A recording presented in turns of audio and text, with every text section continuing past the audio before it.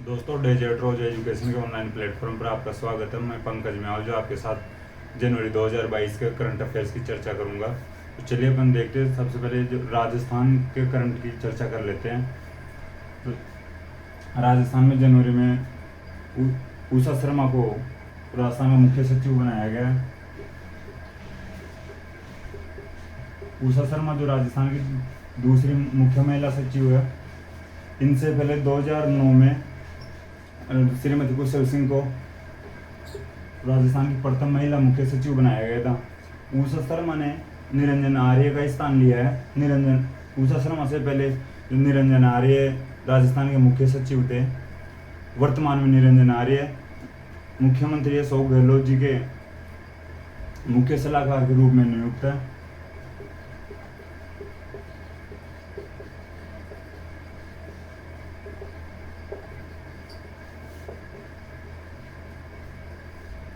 ठीक है, 2009 में श्रीमती कुशल सिंह को बनाया गया था। प्रथम महिला मुख्य सचिव थी, ये दूसरी महिला मुख्य सचिव है।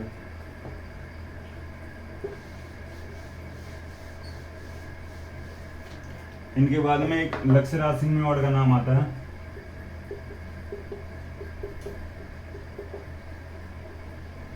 देखो, इनका नाम है लक्ष्यराज सिंह और मेवाड़ इनका सरनेम है। यह वर्तमान में जो राज्यपाल के मुख्य सलाहकार के रूप में नियुक्त है। देखना, निरंजन आर्य मुख्यमंत्री के सलाहकार के रूप में नियुक्त है। ये जो लक्ष्यराज सिंह मेवाड़ है जो राज्यपाल के सलाहकार के रूप में नियुक्त है। ये राज्यपाल का जो सलाहकार बोर्ड का गठन 23 जुलाई 2020 को किया गया था।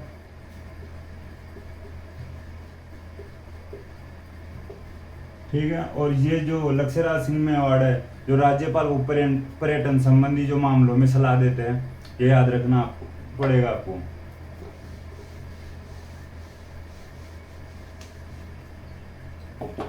फिर इनके बाद में अपन गौरी माहेश्वरी के बारे में चर्चा करते हैं। गौरी माहेश्वरी राजस्थान के अजमेर जिले से है और इनको एक अवार्ड दिया गया था, राष्ट्रीय बाल पुरस्कार।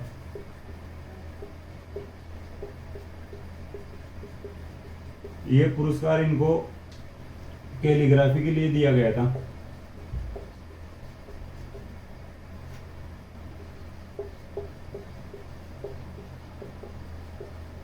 ठीक है, गौरी माहेश्वरी राजस्थान के अजमेर जिले से आती है। इनको राष्ट्रीय बाल पुरस्कार दिया गया था जो कैलीग्राफी के लिए दिया गया है। फिर इसके बाद में एक इम्पोर्टेंट जो तथ्य है उसके बारे में चर्चा कर लेते हैं। जो राजस्थान का भीलवाड़ा जिला है, उसमें एक सोने की खान मिलने के पुख्ता प्रमाण प्राप्त हुए हैं। तो भीलवाड़ा जिले में कोठड़ी तहसील पड़ती है। इसके एक गांव का नाम है देवतलाई। सोने की खान मिलने के प्रमाण प्राप्त हुए यहाँ से भीलवाड़ा जिले की कोठड़ी तहसील के देवतलाई गांव से। फिर इसके बाद में शहीद कादरी के बारे में चर्चा करते हैं अपन। शहीद कादरी का संबंध जयपुर से है और इनका क्षेत्र है जो संगीत का क्षेत्र है, ये याद रखना। इनको एक अवार्ड दिया गया था जो संगीत के क्षेत्र में ही दिया जाता वो अवार्ड। तो अवार्ड का मैं नाम लिख देता हूँ, थोड़ा टिपिकल नाम है तो थोड़ा याद रखना में मुश्किल हो सकती है, लेकिन फिर भी एक दो बार पढ़ोगे तो याद हो जाएगा।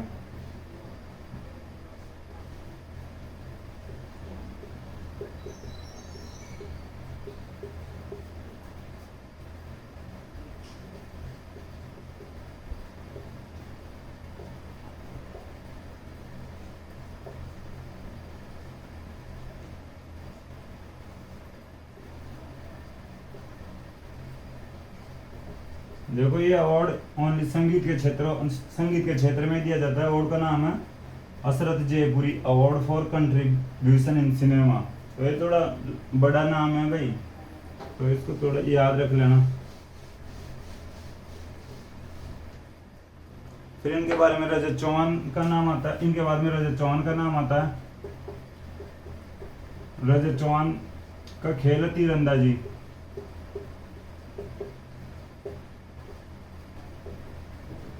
आर्चरी।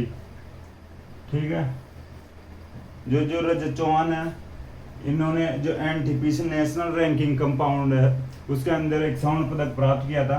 तो ये याद रखना, NTPC national ranking compound tournament जो आर्चरी का था उसके अंदर।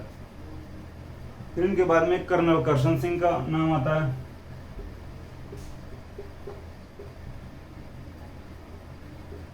इनके नाम से एक विश्व रिकॉर्ड है, सर्वाधिक अल्ट्रा मैराथन दौड़।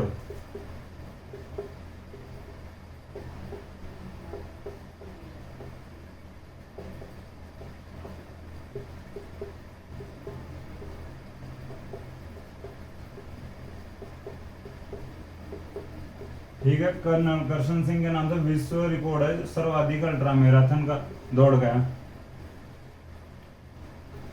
फिर इसके बाद में अपन जो राजस्थान के दौसा जिले में एमएसएमई टेक्नोलॉजी पार्क विकसित किया गया है। तो देखो एमएसएमई टेक, इसकी फुल फॉर्म होती है micro small and medium enterprises. तो ये एक औद्योगिक पार्क है।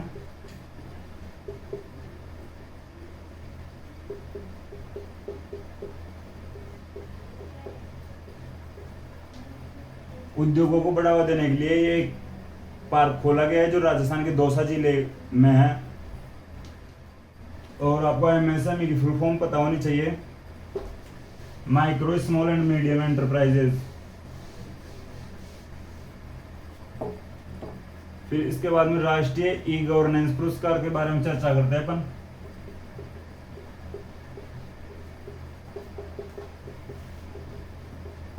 देखो ये पुरस्कार नागौर का एक अभियान था, सिलिकोसिस केयर अभियान।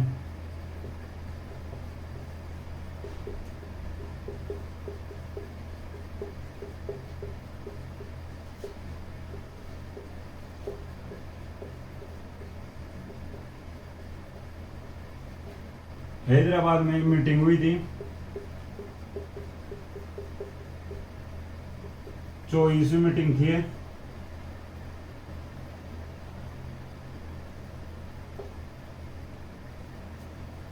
राष्ट्रीय ई गवर्नेंस पुरस्कार सिलिकोसिस केयर अभियान चल रहा है नागौर जिले में, और हैदराबाद में एक 24वीं मीटिंग हुई थी, उसमें ये पुरस्कार दिया गया था नागौर जिले के इस अभियान को। और इस अभियान में जो सिलिकोसिस से पीड़ित लोग हैं उनको सहायता और पेंशन दिलाने के लिए ये अभियान चलाया गया है। और इसके अंदर जो पालनहार योजना में खाद्य सुरक्षा प्रदान की जाती है उसका लाभ भी दिया जाता है भाई, उसका लाभ दिलाने के लिए यह अभियान चलाया गया था।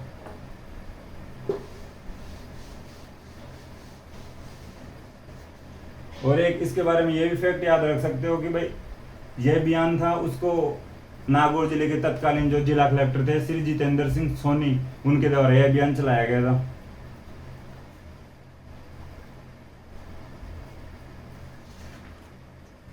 फिर राजस्थान सरकार की एक योजना आती है एक मुश्त समझौता योजना, जो सहकारिता विभाग द्वारा घोषित की गई थी।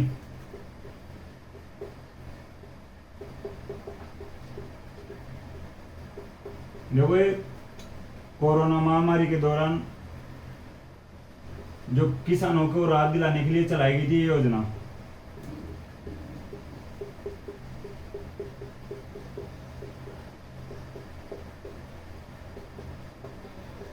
एक मुश्त समझौता योजना है जो सहकारिता विभाग द्वारा घोषित की गई थी। इसका जो उद्देश्य था, जो किसानों के ऋणों पर ब्याज दरों को कम करने के लिए करना था भाई, ये याद रखना। आपको डायरेक्टली याद रखना कि कोरोना महामारी के दौरान जो किसानों को राहत दिलाने के लिए ये योजना चलाई गई थी। जो भी ऋण संबंधी जो मामले थे, जिनका ब्याज ज्यादा बढ़ चुका था, जिनका अवधि पार ब्याज हो चुका था ऋणों का, तो उनसे राहत दिलाने के लिए ये योजना चलाई गई थी, एक मुश्त समझौता योजना। इसके बाद में एक सजग ग्राम योजना के बारे में जानते हैं।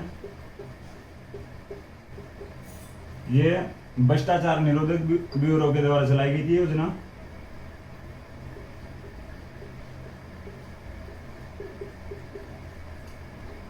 एंटी करप्शन ब्यूरो, जो राजस्थान की जो एसीबी टीम थी उसने राजस्थान की 51 गाँवों को गोद में लिया और वहाँ पे भ्रष्टाचार को कम करने का प्रयास किया गया था ऐसी भी टीम के द्वारा, और लोगों को अपने हितों के प्रति जागरूक करना भी इसका उद्देश्य था। सरकार की जो भी कल्याणकारी योजनाएं थी उनको ग्रामीणों तक पहुंचाने और प्रशासन को ग्रामीणों से समन्वय स्थापित करना भी इसका एक उद्देश्य था। सजग ग्राम योजना जो एसीबी द्वारा चलाई गई थी, याद रखना। डायरेक्ट क्वेश्चन पूछ सकते हैं, सजग ग्राम योजना कौन सी संस्था द्वारा चलाई गई थी।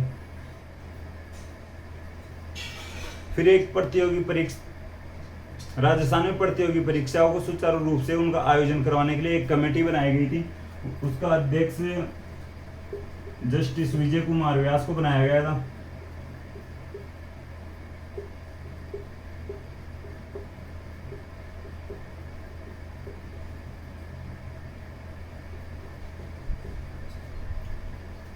एक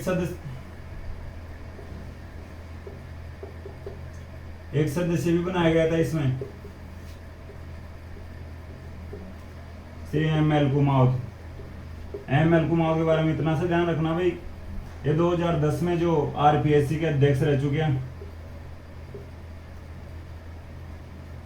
ठीक है, आरपीएससी के अध्यक्ष रह चुके हैं 2010 में एम.एल. कुमावत। फिर एक संविधान पार्क विकसित किया गया है जयपुर में, जो जयपुर के राजभवन में।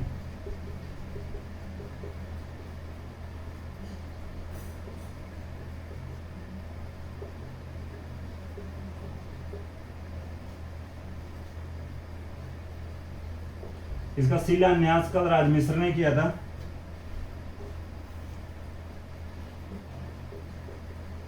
जो अपने राज्यपाल है वर्तमान में, ठीक है। संविधान पार्क जयपुर के राजभवन में विकसित किया गया, शिलान्यास कलराज मिश्र ने किया था। फिर इसके बाद में अपन इंदिरा रसोई के बारे में चर्चा करते हैं, जो राजस्थान सरकार की एक इम्पोर्टेंट योजना है।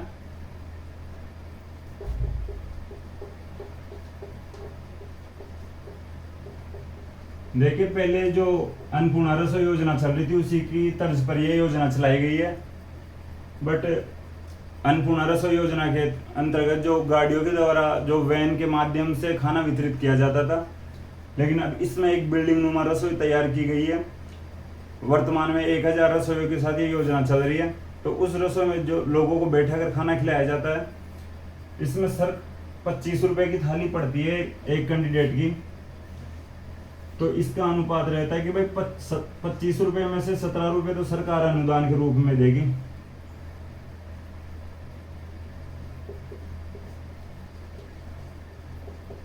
ठीक है, बच्चे 8 रुपए, जो 8 रुपए उपभोक्ता को पे करना पड़ेगा।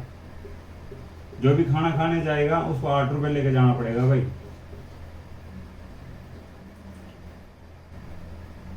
और इसमें दोनों टाइम का खाना दिया जाता है, सुबह और शाम को।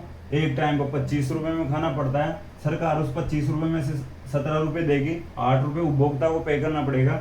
और ये प्रत्येक जिले में एनजीओ स्तर से चलाई जाती है।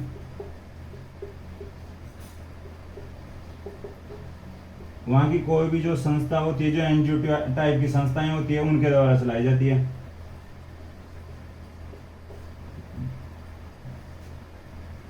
और ये योजना 20 अगस्त 2020 से चलाई गई थी। देखो, 20 अगस्त को राजीव गांधी का जन्मदिन आता है भाई।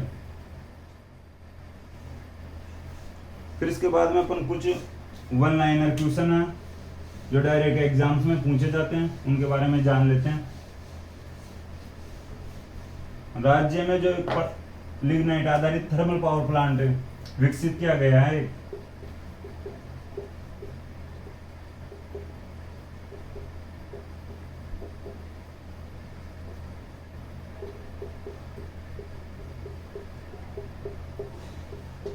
जो गुड्डा बीकानेर में विकसित किया गया है। इसका डायरेक्ट ये क्वेश्चन बनेगा कि राज्य में लिग्नाइट आधारित थर्मल पावर प्लांट कहाँ पे विकसित किया गया है, तो गुड्डा बीकानेर में। और एक अल्ट्रा थर्मल पावर प्लांट विकसित किया गया है जो राजस्थान का प्रथम है, वो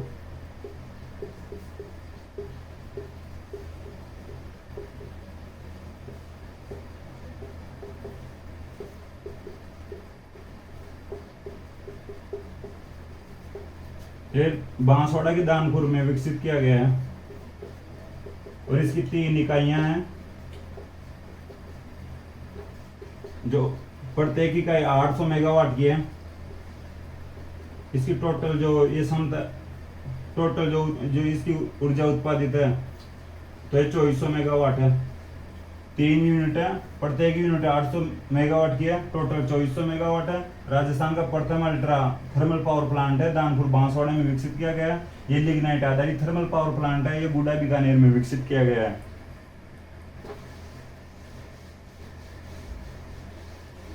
अब एक पीएम वानी योजना है, उसके बारे में जान लेते हैं।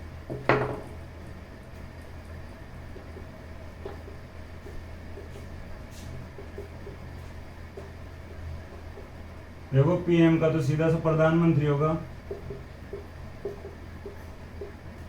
फिर इसका वानी का होगा। ये देखो एक वाईफाई के लिए चलाई गई योजना है, लोगों तक फ्री नेट पहुंचाने की एक योजना है।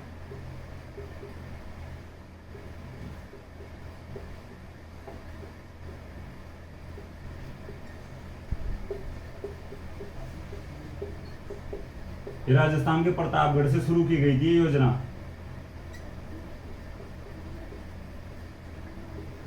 इसका पूरा नाम है प्रधानमंत्री वाईफाई एक्सेस नेटवर्क इनिशिएटिव। तो ये याद रखना, राजस्थान के प्रतापगढ़ से शुरू की गई थी। राजस्थान का जो प्रतापगढ़ जिला वहां से शुरू की गई थी और इसका नाम मैं पूरा बता चुका। और एक लोगों तक फ्री इंटरनेट पहुंचाने की योजना है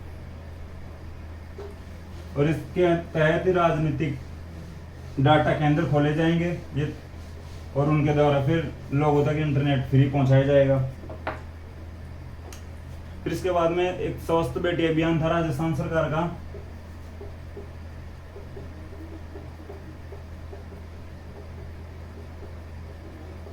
अलवर जिले की बानसूर तहसील से चलाया गया था।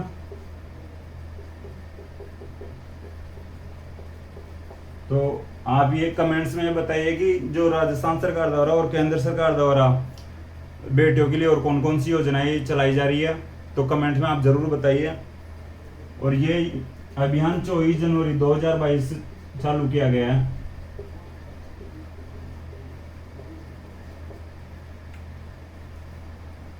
ठीक है, तो दोस्तों आपको ये वीडियो कैसा लगा आप कमेंट्स में बताइए। अगर पसंद आया हो तो लाइक करें, कमेंट्स करें, अपने दोस्तों के साथ शेयर करें। थैंक यू दोस्तों।